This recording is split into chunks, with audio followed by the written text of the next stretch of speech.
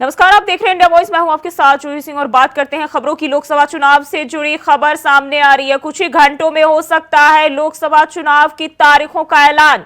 दोपहर 3 बजे चुनाव की तारीखों का ऐलान संभव 7 से 8 चरणों में हो सकते हैं लोकसभा चुनाव। मुख्य चुनाव आयुक्त राजीव कुमार करेंगे प्रेस कॉन्फ्रेंस। तो अब से महज कुछ ही घंटों में चुनाव के तारीखों का ऐलान किया जा सकता है। लोकसभा चुनाव से जुड़ी बड़ी जानकारी।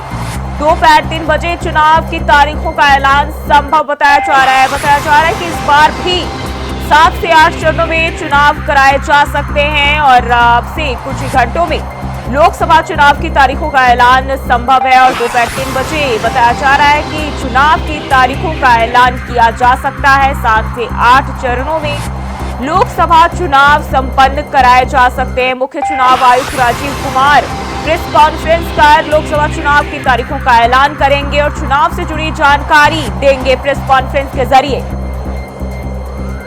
तो लोकसभा चुनाव से जुड़ी जानकारी सामने आ रही है। कुछ ही घंटों में तारीखों का ऐलान किया जा सकता है और 7 से 8 चरणों में चुनाव संपन्न कराए जाने की संभावना जताई जा रही है। दोपहर 3 बजे का वक्त बताया जा रहा है जब प्रेस कॉन्फ्रेंस कर चुनाव की तारीखों का ऐलान किया जाएगा और चुनावी मुद्दों को लेकर जानकारी दी जाएगी।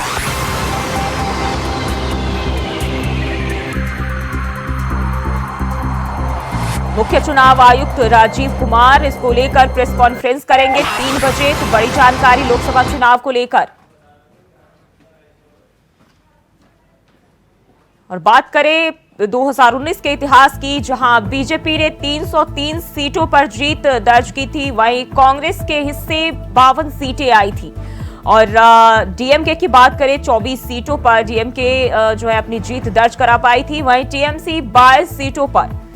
तो ये 2019 के लोकसभा चुनाव का आंकड़ा हम आपको दिखा रहे हैं। शिवसेना की बात करें तो 18 सीटों पर सिमट के रह गई थी और इसके अलावा जेडीयू को महज 16 सीटें मिली थी। और बीजेडी की बात करें तो 12 सीटों पर अपनी जीत बीजेडी ने दर्ज की थी और बीएसपी के हिस्से 10 सीटों पर जीत हासिल हुई थी। और टीआरएस की बात करें तो 9 सीटों पर जीत दर्ज की थी। और ये साल 2019 के जो चुनावी आंकड़े हैं वही। और बात करें 2024 की, कुल वोटर 96.96 से ज्यादा है, जिनमें वोटर पुरुष जो है 49 और महिला वोटर 47 बताए जा रहे हैं। 47 करोड़ जो है महिला वोटर है। और 18 से 19 साल के वोटर की बात करें 1.84 करोड़ बताए जा रहे हैं। वहीं 20 से 29 साल के वोटर 19 दशमलव बताया जा रहा है, यानी कि करीब 20 करोड़ वोटर बताए जा रहे हैं। चुनावी मुद्दे सीए और राम मंदिर जो कि काफी विवादित मुद्दे रहे हैं और ये तमाम चीजें केंद्र की ओर से साझा किए गए हैं। जो चुनावी मुद्दे हैं, धारा 370 की बात कर ले तो 2024 के चुनावी मुद्दे ये है परिवारवाद। इन तमाम चीजों के जरिए जो है चुनावी बिगुल बजता हुआ दिखाई दे रहा है। इसके अलावा मुफ्त अनाज है जो कि गरीब जनता के लिए केंद्र की ओर से उपलब्ध कराए जा रहे हैं। साथ ही भ्रष्टाचार भी बहुत ही बड़ा मुद्दा रहा है और इसके साथ ही ईडी सीबीआई हमेशा ही सवालों और विवादों के घेरे में रही है। इसके साथ सीए जो है अभी हाल ही में पीएम मोदी ने लागू किया है। तो तमाम मुद्दे हैं जिसके बलबूते जो है 2024 के चुनावी मुद्दे बताए जा रहे हैं।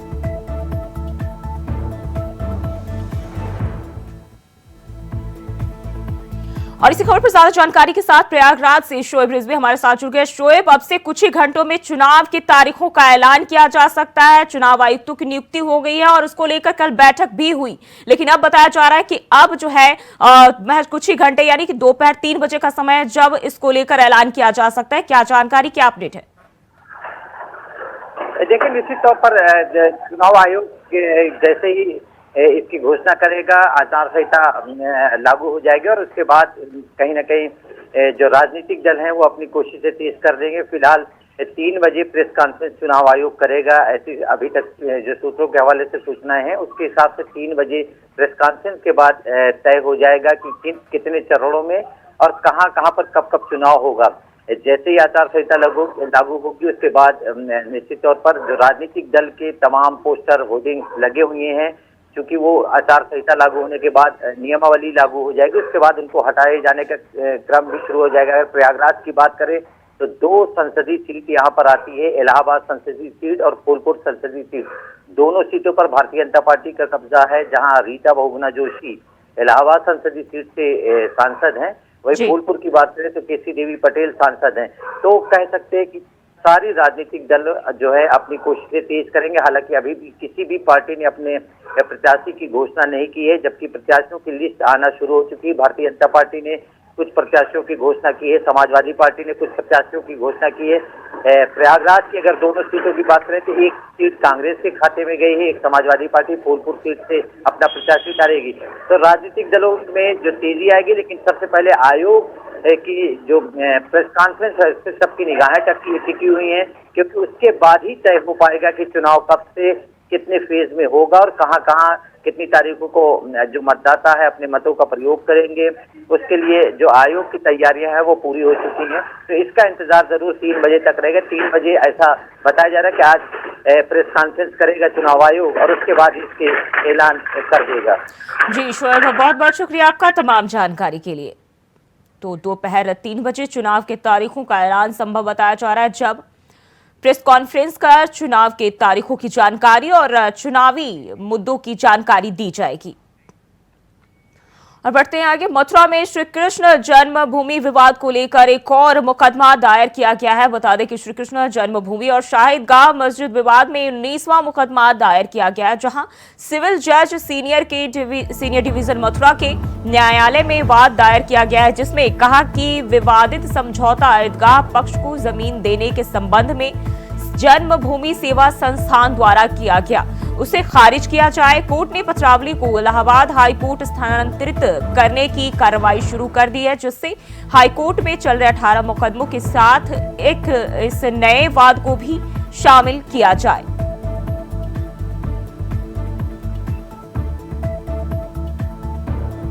तो श्री कृष्ण जन्मभूमि विवाद मामले में एक और नई याचिका दायर की गई है और अब तक बात करें तो 19 याचिकाएं इसको लेकर दायर की गई है।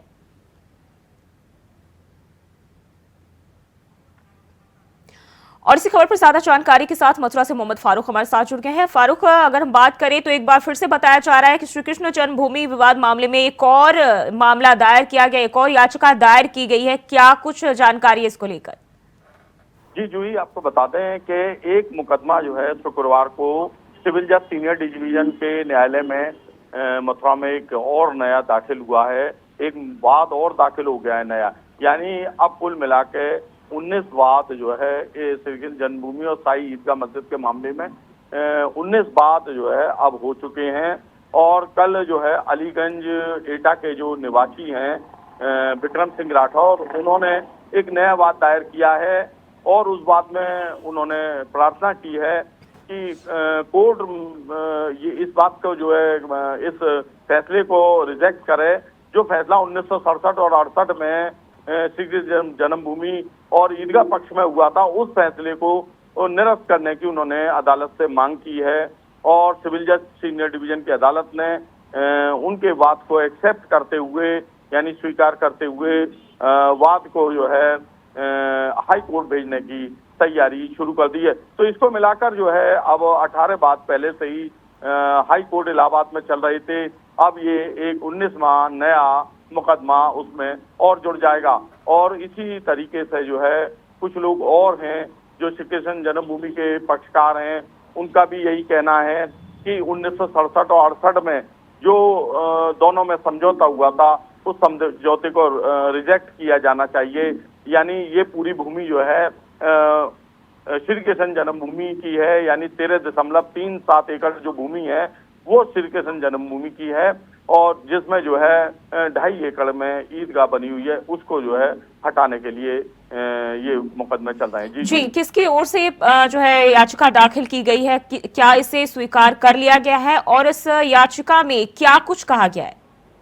जी, इसमें एटा जनपद के अलीगंज निवासी विक्रम सिंह राठौर ने इस बात को दायर किया है, यानी इस मुकदमे को उन्होंने सिविल जज सीनियर डिवीजन की अदालत में मथुरा में उन्होंने दायर किया है और अदालत द्वारा मुकदमे को एक्सेप्ट कर लिया गया है और उसको जो है हाई कोर्ट अब भेजने की तैयारी हो रही है, क्योंकि हाँ, एक याचिका लगी थी, ये सारे मुकदमे मथुरा की अदालतों में ही चल रहे थे, तब एक याचिका हाई कोर्ट में लगी थी, जिस याचिका को सुनते हुए जो है हाई कोर्ट के जज ने उनको जो है सभी को अपने स्थानांतरण कर लिया था। वो स्थानांतरित याचिकाएं जो है 18 सब हाई कोर्ट इलाहाबाद में पहुंच चुकी हैं। अब ये एक नई याचिका डली है, जो ये वाद है, ये जो है 19वां वाद जो है अब होगा, यानी 19 मुकदमे जो है इलाहाबाद हाई कोर्ट में की सुनवाई एक साथ हो सकेगी। जी फारूक, बहुत बहुत शुक्रिया आपका तमाम जानकारी के लिए।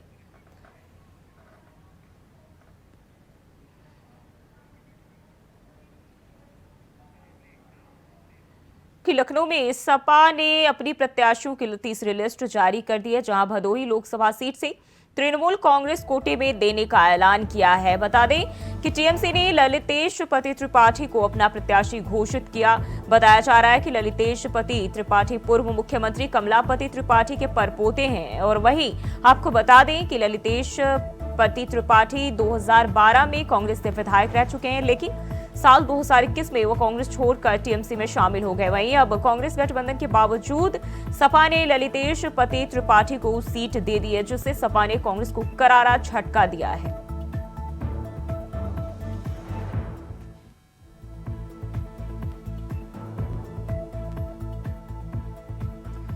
तो सपा ने तीसरी लिस्ट जारी कर दी है और इसमें भदोही लोकसभा सीट टीएमसी के खाते में दे दी है।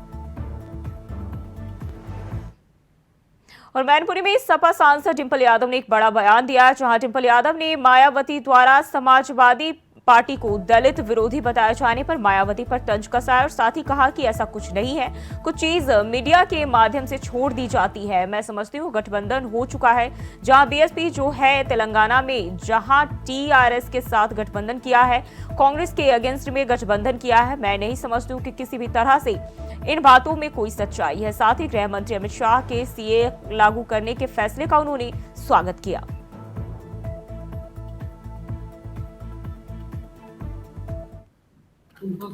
चुनाव का माहौल है और जनता के पास हम लोगों को समझाने के और बताने के बहुत सारे मुद्दे हैं, चाहे वो महंगाई का मुद्दा हो, चाहे वो किसानों का मुद्दा हो, एमएसपी का मुद्दा हो, चाहे वो युवाओं की रोजगार का मुद्दा हो, चाहे वो महिलाओं की सुरक्षा का मुद्दा हो। तो सीए जैसे जो ये इस जो लागू किया गया तो एंड मौके पे, तो जनता समझ रही है कि ये चुनाव से डिफ्लेक्ट करने के लिए या लोगों का ध्यान हटाने के लिए मेन मुद्दों से इसीलिए सीए का मुद्दा है। अच्छा नागरिकता देने का ये कानून है, बहुत अच्छा है और अमित शाह जी ऑलरेडी इस पे पहले बोल चुके हैं, बहुत ज्ञान दे चुके हैं और मुझे लगता है कि अब लोगों को एक ज्ञान प्राप्त हो चुका है। अब चुनाव का सीजन है, अब चुनाव में जो मूलभूत जो मुद्दे हैं अब उन पे ध्यान देने की जरूरत है। लगातार समाजवादी पार्टी ने यह बात कही है कि बैलेट पेपर ही एक माध्यम होना चाहिए जहां पे लोगों को एक तरह का भरोसा होता है कि वो अपना वोट कास्ट करके आए हैं, डाल कर आए हैं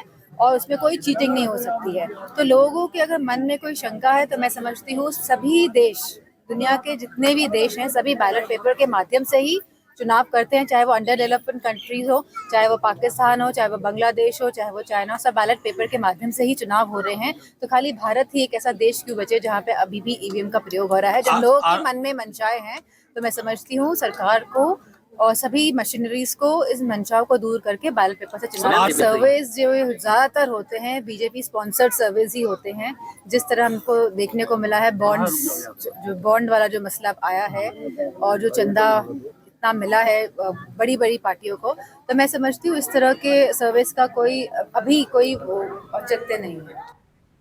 और वहीं संभल में सपा महासचिव शिवपाल सिंह यादव ने बड़ा बयान दिया और कहा कि यूपी की 80 सीटों पर बीजेपी को हराएंगे। साथ ही बताया कि रणनीति के तहत मुझे बदायूं सीट मिली है। तो वहीं उन्होंने बताया कि 2-4 दिन में साफ हो जाएगा कि धर्मेंद्र यादव कहां से चुनाव लड़ेंगे। यूपी में बीजेपी को हराने की जिम्मेदारी सपा की है।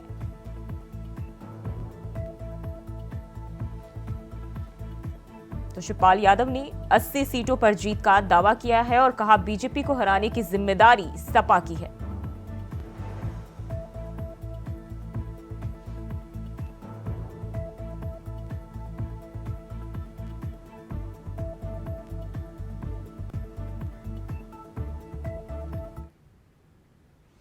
और बढ़ते हैं आगे, खबर हमीरपुर से, जहां बदमाश ने फायर ब्रिगेड के दरोगा पर धारदार हथियार से हमला कर दिया, जिसके बाद फायर ब्रिगेड कर्मियों ने बदमाश के घर में घुसकर मारपीट की। तभी पुलिस ने आरोपी युवक को पकड़कर हिरासत में ले लिया। मामला मौदहा कोतवाली इलाके का बताया जा रहा है।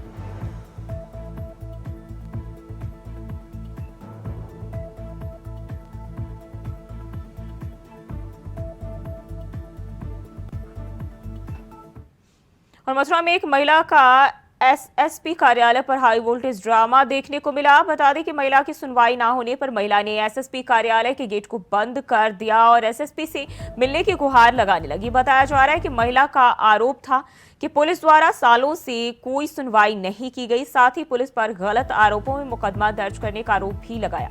हालांकि एसएसपी कार्यालय पर पुलिसकर्मी मूक दर्शक बने खड़े रहे और महिला ने कई घंटे तक पुलिस कार्यालय पर ड्रामा किया।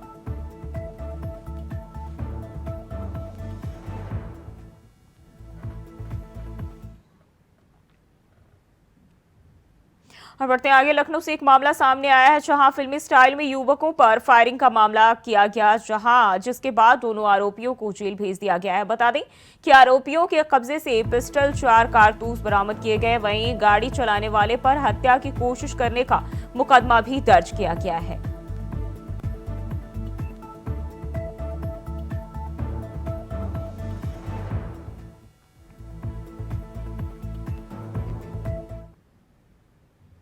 और वहीं गाजियाबाद के राजनगर सेंट्रल पार्क से एक घटना सामने आई, जहां नशे में धुत वेगनार कार चालक ने बाइक सवार को टक्कर मार दी, जिससे बाइक सवार गंभीर रूप से घायल हो गया, जिसको इलाज के लिए अस्पताल में भर्ती कराया गया है।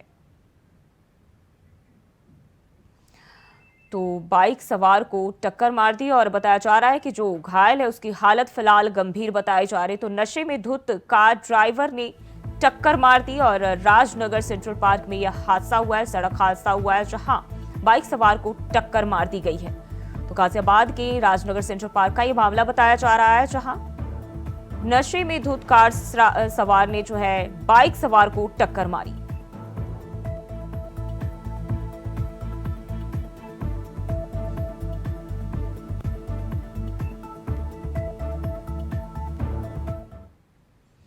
और वहीं मथुरा में कोर्ट ने नाबालिग के साथ हुए दुष्कर्म के आरोपी को सजा का ऐलान किया है। बता दें कि पिछले साल 8 साल की नाबालिग से हुए दुष्कर्म पर विशेष न्यायाधीश पॉक्सो कोर्ट रामकिशोर की अदालत ने दोषी मुंह बोले पड़ोसी चाचा को आजीवन कारावास की सजा का ऐलान किया। साथ ही 52,000 रुपए का अर्थदंड भी लगाया गया है।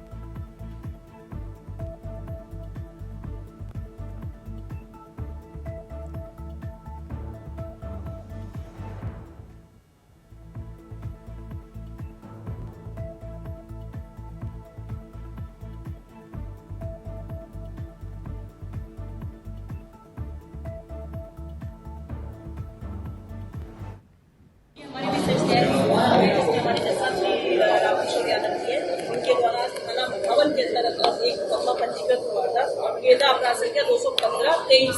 इसमें जो पीड़िता है छोटी नाबालिग बच्ची 8 साल की, जिसका भी पड़ोस का ही रहने वाला अभियुक्त रंजीत, वो बच्ची अपने पुराने घर से नए घर पर जा रही थी। तो रास्ते में अम्बेडकर पार्क पड़ता है महावन में, तो वहाँ पार्क में रात के 8:30 बजे की घटना है। रात को खींच के ले गया, तो वहाँ बच्ची के संग में बलात्कार की घटना को अंजाम दिया। बच्ची लहूलुहान स्थिति में पार्क में पड़ी मिली और ये अज्ञात में बच्ची के पिता के द्वारा ये एफआईआर लिखाई गई थी। जब बच्ची को होश आया, बच्ची की मेडिकल हुआ, बच्ची की सारी जो बयान होते हैं 161, 166 हुए, जब अभियुक्त के बारे में जानकारी हुई तब ये अभियुक्त चिन्हित हुआ है। तभी आरोप पत्र हमारे माननीय न्यायालय में दाखिल किया गया, जिसमें सारे गवाह हुए और सारे गवाह परीक्षित हुए।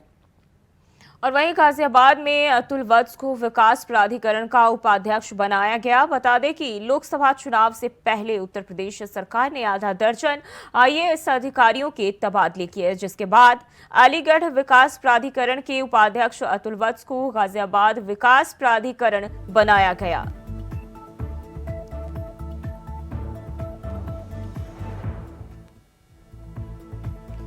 तो आईएएस अधिकारियों के तबादले किए गए हैं। गाजियाबाद से ये जानकारी सामने आ रही है और गाजियाबाद विकास प्राधिकरण अतुल वत्स बनाए गए हैं। और वहीं अलीगढ़ विकास प्राधिकरण के उपाध्यक्ष थे, जिसके बाद अब गाजियाबाद विकास प्राधिकरण बनाए गए हैं।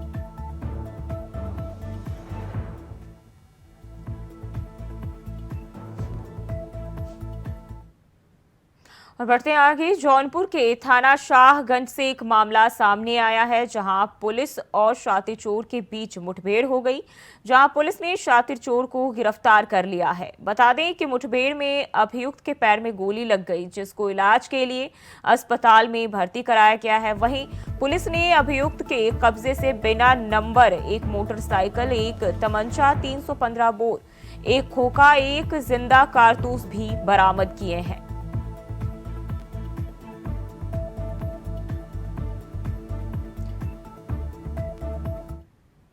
व एसओ सरपतः वाहनों व संदिग्ध व्यक्तियों की चेकिंग कर रहे थे कि इसी दौरान सुल्तानपुर रोड की तरफ से एक मोटरसाइकिल पे दो युवक आते हुए नजर आए, जिन्हें इनके द्वारा रोका टोका गया तो वो एकदम से खुटन रोड की ओर भागे।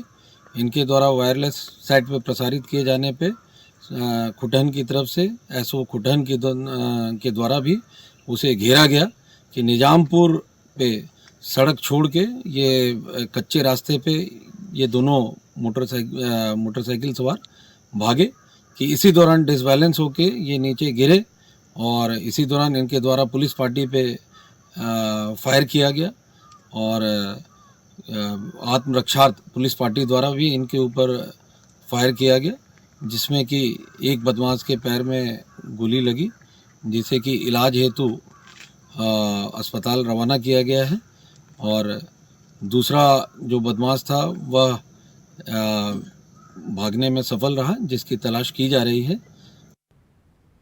तो जौनपुर का यह मामला बताया जा रहा था, जहां पुलिस और अभियुक्त के बीच मुठभेड़ हुई और इस दौरान एक बदमाश जो है घायल भी हुआ है, जिसके कब्जे से कई अवैध असलहे भी बरामद किए गए हैं। बुलेटिन में फिलहाल के लिए बस इतना ही। खबरों के लिए बने रहिए इंडिया वॉइस के साथ।